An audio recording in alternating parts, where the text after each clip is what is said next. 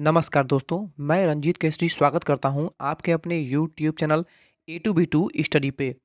दोस्तों, आज से हम स्टार्ट करने वाले हैं यूपी पॉलिटेक्निक इंट्रेंस 2022 को देखते हुए डी फार्मेसी यानी कि डिप्लोमा इन फार्मेसी का पहला क्लास। दोस्तों, ये हमारा पहला क्लास होने वाला है। हम आपको डेली के वीडियो क्लासेज आपको प्रोवाइड कराते रहेंगे। आज से हम स्टार्ट करने वाले हैं, हमारा ये पहला क्लास है जो कि मापन क्या होने वाला है। दोस्तों, ये जो प्रश्न हम ला रहे हैं ये हमारी अरिहंत प्रकाशन की बुक से लाई गई प्रश्न है। अगर आप ये बुक्स खरीदना चाहते हैं तो इसका मैं डिस्क्रिप्शन बॉक्स में लिंक भी दे दूंगा, आप इस बुक्स को खरीद भी सकते हैं। दोस्तों, पेन और कॉपी लेकर बैठे, हम आपको पर प्रश्न के लिए उसके बारे में जो भी इंफॉर्मेशन होगी, जो भी नोट्स होंगे, मैं आपको वो बताते हुए चलूँगा और आपको प्रत्येक प्रश्न सॉल्व कराते हुए चलूँगा। पहली बार चैनल पर विजिट कर रहे हैं तो चैनल को सब्सक्राइब अवश्य कर लें और बेल आइकन को निश्चित रूप से प्रेस कर लें, जिससे आपको हमारी आने वाली हर वीडियो का नोटिफिकेशन सबसे पहले मिल जाया करेगा। तो दोस्तों, स्टार्ट करते हैं हमारी आज की ये क्लास। हमारा आज का पहला प्रश्न है, बालू के एक कण की त्रिज्या 1.6 इंटू 10⁻⁴ मीटर है। इस कण की त्रिज्या एंगस्ट्राम में क्या होगी? दोस्तों, आप सभी जानते होंगे और अगर नहीं जानते हैं तो इसे नोट्स कर लीजिएगा। एक एंगस्ट्राम जो होता है वो 10 की पावर 10 यानी 10 पावर 10 मीटर के बराबर होता है। तो दोस्तों, आपको जो प्रश्न दिया हुआ है वो दिया हुआ है 1.6 इंटू 10⁻⁴। दोस्तों, इसको एंगस्ट्राम में चेंज करने के लिए हमें इसको एंगस्ट्राम में चेंज करने के 10 पावर 10 से इसमें हमें मल्टीप्लाई करना होगा। तो जब 10 पावर 10 से मल्टीप्लाई करेंगे तो यहाँ पर हमारा जो 1.6 इंटू 10 पावर जो है ये 6 में कन्वर्ट हो जाएगा, क्योंकि ये माइनस में है और ये प्लस में है, तो ये 10 पावर 6 हो जाएगा। तो अगर आप ऑप्शन के अकॉर्डिंग देखेंगे तो ऑप्शन नंबर ए जो हमारा है 1.6 इंटू 10 पावर दी 6, यही हमारा करेक्ट आंसर होगा। आई थिंक आप समझ गए होंगे। हमारा दूसरा प्रश्न है, 1 मिनट में माइक्रो सेकेंड होते हैं। दोस्तों, कुछ प्रश्नों को आपको याद करना होगा क्योंकि सभी प्रश्नों को सॉल्व नहीं किया जा सकता। कुछ प्रश्न के आंकड़े होते हैं जिन्हें आपको याद करना होता है। दोस्तों, 1 मिनट में कुल 10 power 7 6 into 10 power 7 micro second होते हैं। इस प्रश्न को आपको याद करना होगा और ये पिछले एग्जाम में पूछा गया है डी फार्मा के। चलते हैं नेक्स्ट क्वेश्चन पे। हमारा तीसरा प्रश्न है, एक जीवाणु का आकार 1 माइक्रोन है, 1 मीटर लंबाई में जीवाणुओं की संख्या कितनी होगी? दोस्तों, आप जानते होंगे और अगर आप नहीं जानते हैं तो इसे नोट्स कर लीजिएगा। एक माइक्रोन जो होता है वो 10 पावर 6 मीटर के बराबर होता है। तो यहाँ पे पूछा हुआ है एक जीवाणु का आकार 1 माइक्रोन दिया हुआ है, 1 मीटर लंबाई में जीवाणुओं की संख्या कितनी होगी? दोस्तों, 1 मीटर में मैंने अभी आपको बताया कि 10 पावर 6 होता है मीटर। तो ऑप्शन नंबर डी जो आप देख रहे हैं 10 पावर 6, यही हमारा करेक्ट आंसर होगा। दोस्तों, चौथा प्रश्न है, हाइड्रोजन परमाणु में इलेक्ट्रॉन नाभिक के चारों ओर 10⁻⁶ नैनो सेकेंड में एक चक्कर लगाता है। इलेक्ट्रॉन 1 सेकेंड में चक्कर लगाएगा। दोस्तों, 1 सेकेंड में इलेक्ट्रॉन कितने चक्कर लगाएगा? इसके लिए आप सभी जानते होंगे, एक नैनो सेकेंड जो होता है वो 10⁻⁹ यानी 10⁻⁹ सेकेंड के बराबर होता है। तो यहाँ पर दिया हुआ है 10⁻⁻⁶ नैनो सेकेंड, और आपको क्या करना है, आपको इसके मल्टीप्लाई करना है यानी 1 नैनो सेकेंड के बराबर। तो अगर आप 10⁻⁻9 करेंगे तो आपका जो करेक्ट आंसर आएगा वो आएगा 10⁻15। दोस्तों, 15 कैसे आएगा? क्योंकि जो आपका 1 सेकेंड में ज्ञात करना है नैनो सेकेंड द्वारा, तो आपका जो ये है इसके 1 के बाई हो जाएगा, यानी कि 1 के बटे जब आप करेंगे तो आपका जो 10⁻15, ये आपका जो आएगा आंसर ऑप्शन नंबर सी जो आप देख रहे हैं 10⁻15, यही हमारा करेक्ट आंसर हो जाएगा। पांचवा प्रश्न है, किसी तारे से पृथ्वी तक प्रकाश के आने में 5 वर्ष लगते हैं, तारे की पृथ्वी से दूरी किलोमीटर में कितनी होगी? तो चलिए इसको हम सॉल्व करते हैं। सबसे पहले ज्ञात कर लेते हैं तारे की पृथ्वी से दूरी। दोस्तों, तारे से पृथ्वी की दूरी ज्ञात करने के लिए आप सभी जानते होंगे चाल बराबर होता है दूरी और इंटू होता है चाल बराबर दूरी बटा समय होता है। यहाँ पे समय होता है। दोस्तों, अगर आप दूरी निकालेंगे तो आपका चाल इंटू समय हो जाएगा। तो आपको यहाँ पे दूरी निकालना है, तारे की पृथ्वी से दूरी। तो जब आप दूरी निकालेंगे तो दूरी इक्वल टू हो जाएगा आपका चाल इंटू समय। दोस्तों, चाल जो है वो दिया हुआ है 3 इंटू 10⁸ क्योंकि आपको यहाँ पे तारे का पृथ्वी से दूरी पूछा हुआ है और प्रकाश की जो चाल होती है वो 10 इंटू 10 पावर 8 होता है। ये आपको याद होना चाहिए। तो दूरी ज्ञात करना है, तो चाल और समय जो है वो आपका दिया हुआ है 5 वर्ष, यहाँ पे आप देख सकते हैं। तो आपको यहाँ पे 5 मल्टीप्लाई करना है। जब आप इसे सॉल्व करेंगे तो आपका आ जाएगा 15 इंटू 10 टू दी पावर 8। दोस्तों 15 इंटू 10 टू दी पावर 8, इसे आप स्क्रीनशॉट ले लीजिएगा। आगे हम चलते हैं। दोस्तों वो जो था हमारा वो राइट आंसर हो जाएगा। पर आप अगर प्रश्न में देखेंगे तो ये जो दूरी पूछा हुआ है ये किलोमीटर में पूछा हुआ है। किलोमीटर में ज्ञात करने के लिए आपको क्या करना है, आपका जो आंसर आया है यानी कि 15 इंटू 10 टू दी पावर 8 आया हुआ था, 10 टू दी पावर 8। तो आपको करना क्या है, 15 इंटू 10 टू दी पावर 8 में आपको मल्टीप्लाई करना है 365 दिनों से, यानी कि एक साल में 365 दिन होते हैं, तो 5 वर्ष का 365 से मल्टीप्लाई करना है। और 365 के अलावा आपको 24 घंटे से मल्टीप्लाई करना है और 60 मिनट से मल्टीप्लाई करना है और 60 सेकंड से मल्टीप्लाई करना है। दोस्तों इसको आप जब सॉल्व करेंगे तो आपका करेक्ट आंसर आ जाएगा। आपका करेक्ट आंसर आएगा option number C, 4 into 4.73 into 10 power 13। यही आपका करेक्ट आंसर आएगा। नेक्स्ट क्वेश्चन है, एक माइक्रोन में एंगस्ट्रॉम की संख्या होती है। एक माइक्रोन में एंगस्ट्रॉम की संख्या कितनी होती है, ये आपको बताना है। दोस्तों जो एक माइक्रोन होता है वो 10 के पावर -6 मीटर के बराबर होता है। ये मैंने आपको ऊपर बता दिया था। तो आपको ज्ञात करना है एक माइक्रोन में एंगस्ट्रॉम की संख्या क्या होती है। तो एक माइक्रोन जो होता है वो 10 घाती -6 मीटर के बराबर होता है। तो एक एंगस्ट्रॉम ज्ञात करने के लिए आपको क्या करना होगा, आपको लिख लेना है 1 इंटू 10 पावर -6। ये आपका माइक्रोन में है। माइक्रोन में जब आप एंगस्ट्रॉम से डिवाइड कर देंगे तो आपका जो एंगस्ट्रॉम की संख्या होगी वो ज्ञात हो जाएगी। तो चलिए हम 10 टू द पावर -10 से यहाँ पे डिवाइड कर लेते हैं, जो कि एक एंगस्ट्रॉम के बराबर होता है। जिसे जब आप सॉल्व करेंगे तो आपका आ जाएगा 10 टू द पावर 4 एंगस्ट्रॉम। यही आपका करेक्ट आंसर होगा। ऑप्शन नंबर ए जो है यही हमारा राइट आंसर हो जाएगा। दोस्तों अगर प्रश्न समझ में आ रहे हों और अगर वीडियो अच्छी लगी रही हो तो वीडियो को लाइक अवश्य कर दें, जिससे हमें भी मोटिवेशन मिले कि आपको समझ में आ रहा हो और हम आगे और अच्छे तरीके से आपको प्रश्न को समझाने का प्रयास करें। दोस्तों हमारा अगला प्रश्न है 7वां, एंगस्ट्रॉम किस भौतिक राशि का मात्रक है। बहुत ही मोस्ट इंपॉर्टेंट है और आपको ये याद होना चाहिए। एंगस्ट्रॉम जो होता है दोस्तों ये तरंग दैर्ध्य का मात्रक होता है। वहीं अगर जो आवृत्ति होती है ये, जिसे आप साइकिल्स भी कहते हैं यानी फ्रीक्वेंसी। वहीं वेग जो दोस्तों होता है, वेग का जो मात्रक होता है वो चाल का मात्रक होता है वेग, और चाल को ही वेग कहते हैं। आवर्तकाल जो होता है ये समय से रिलेटेड होता है। चलते हैं अगले प्रश्न पे। 8वां हमारा प्रश्न है, यदि लंबाई व बल से प्रत्येक के मात्रक को दोगुना कर दिया जाए तो शक्ति के मात्रक में कितने गुना वृद्धि होगी। दोस्तों अगर लंबाई व बल के प्रत्येक मात्रक को 2 गुना कर दिया जाता है तो जो शक्ति में मात्रक में परिवर्तन होगा वो उसका 4 गुना हो जाएगा। ऑप्शन नंबर बी जो हम देख रहे हैं यही आपका करेक्ट आंसर हो जाएगा। दोस्तों प्रीवियस ईयर क्वेश्चन से बहुत सारे प्रश्न एग्जाम में पूछे जाते हैं, और अगर आप करीब 10 से 15 प्रीवियस ईयर क्वेश्चन करके जाते हैं, सॉल्व करके जाते हैं एग्जाम देने, तो आपके उसमें से करीब 50% प्रश्न तो ऐसे ही बन जाते हैं। तो प्रीवियस ईयर क्वेश्चन आप लोग परीक्षा देने से पहले ज़रूर देख कर जाएंगे। 9वां प्रश्न है, सीएस पद्धति में श्यानता का मात्रक पॉइज है तो निम्न में से कौन सा संबंध सत्य है। दोस्तों सीजीएस पद्धति में श्यानता का मात्रक पॉइज दिया हुआ है, तो इसमें से क्या सही होगा संबंध जो है। इसका जो ऑप्शन नंबर ए है 10 p = 1 pi, यही हमारा करेक्ट आंसर होगा। 10वां प्रश्न पे चलते हैं। 10वां प्रश्न है, निम्न भौतिक राशियों के किस निकाय को मापन में प्रयुक्त नहीं किया जा सकता है। दोस्तों यह बहुत सारी भौतिक राशियाँ दी हुई हैं और आपको बताना है कि कौन से ऐसे निकाय हैं जिनको कि मापन में प्रयुक्त नहीं किया जा सकता है। तो दोस्तों लंबाई, समय और वेग जो है इसका हम यूज नहीं कर सकते हैं, निकाय को जो है मापन में इसका यूज नहीं किया जा सकता है। ऑप्शन नंबर बी जो हमारा है ये हमारा करेक्ट आंसर हो जाएगा।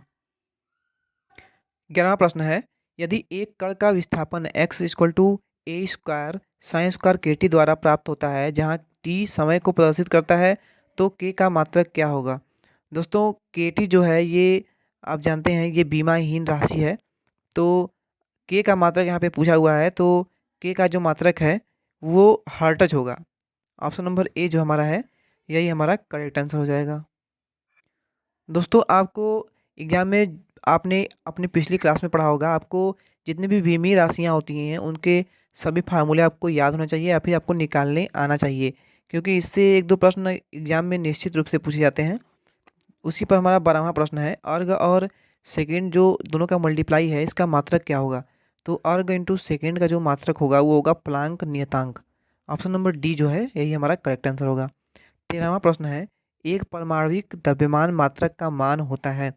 तो दोस्तों एक परमाणविक द्रव्यमान का जो मात्रक होता है वो 1.66 इंटू 10⁻⁻27 किलोग्राम होता है। दोस्तों परमाणविक द्रव्यमान पूछा हुआ है, तो इलेक्ट्रॉन का जो आवेश होता है वो भी इसी के बराबर होता है, तो आपको ये याद होना चाहिए।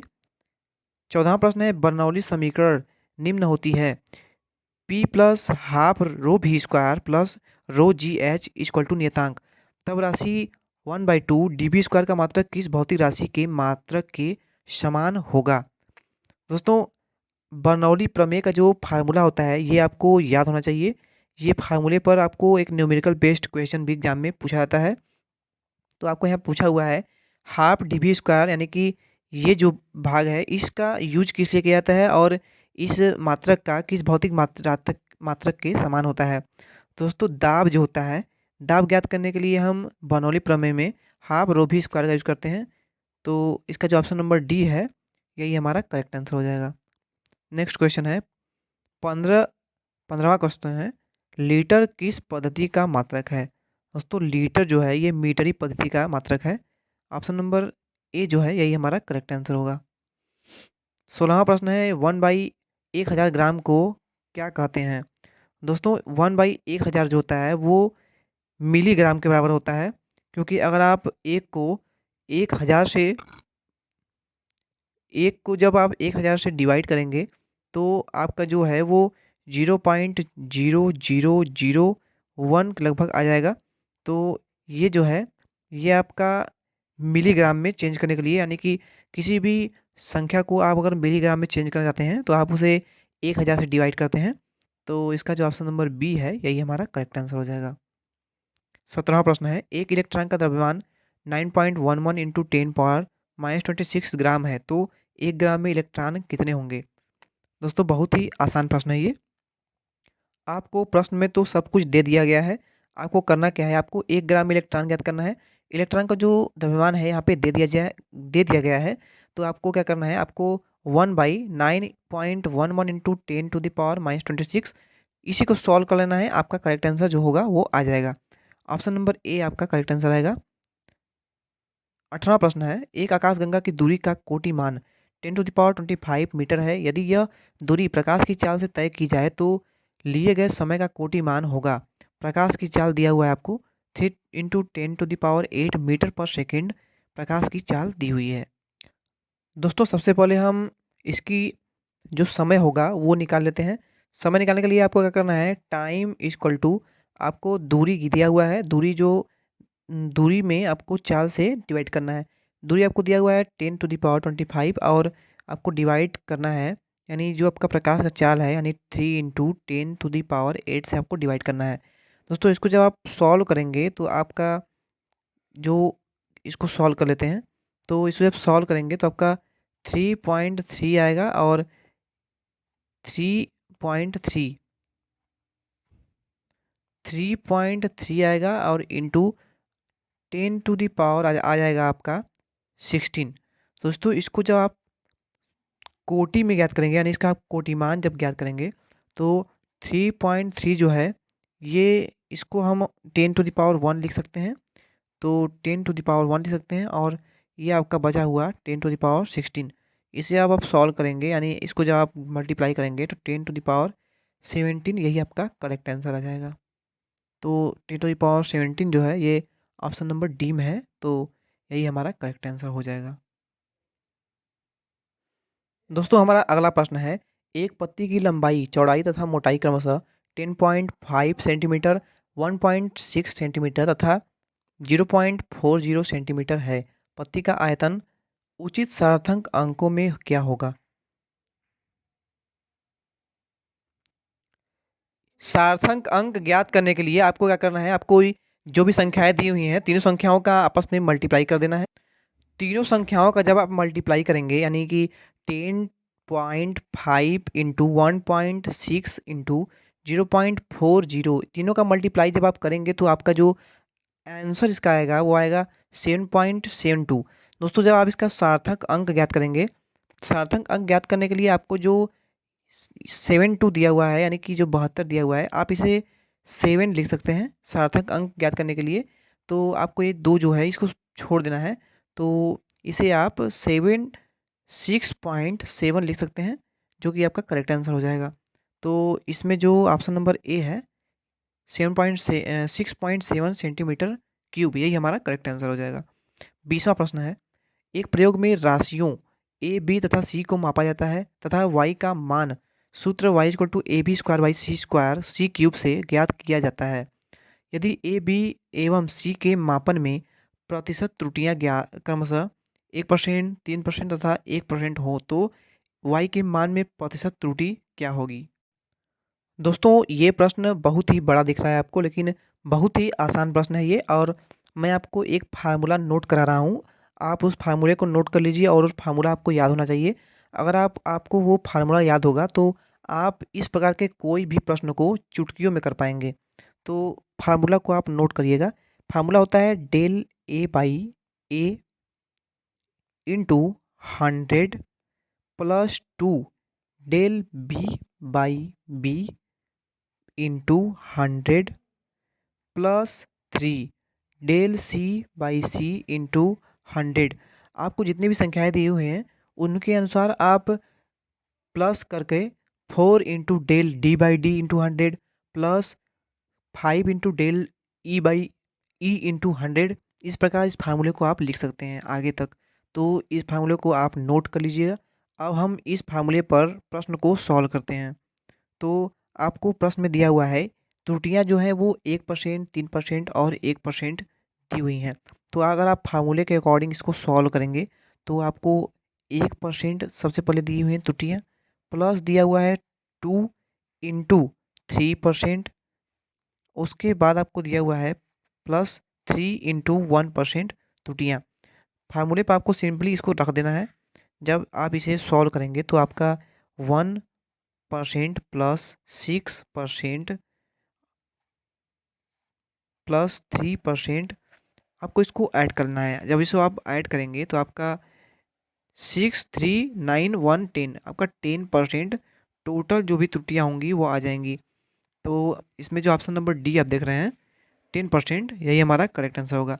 आई थिंक आप इस प्रश्न को समझ गए होंगे, और अगर समझ में प्रश्न आ रहे हो तो हमें कमेंट बॉक्स में कमेंट अवश्य कर देंगे।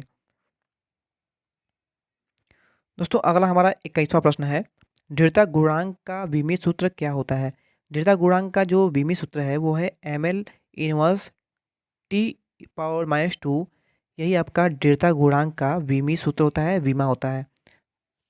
नेक्स्ट है, निम्नलिखित में से किसको उपयुक्त मात्रकों में व्यक्त नहीं किया जा सकता है?